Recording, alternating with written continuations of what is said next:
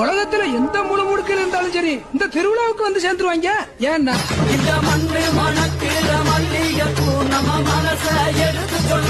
உலகத்துல எத்தனையோ ஊர் இருந்தாலும் நாம பிறந்து வளர்ந்த ஊரு நமக்கு எப்பவுமே ஸ்பெஷல் தான். சிறப்பான தரமான சம்பவங்களை என்னதான் பார்க்க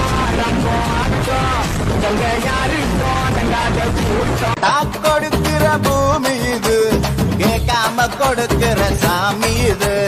கேட்டா கொடுக்கிற பூமி இது, கேட்காம கொடுக்கிற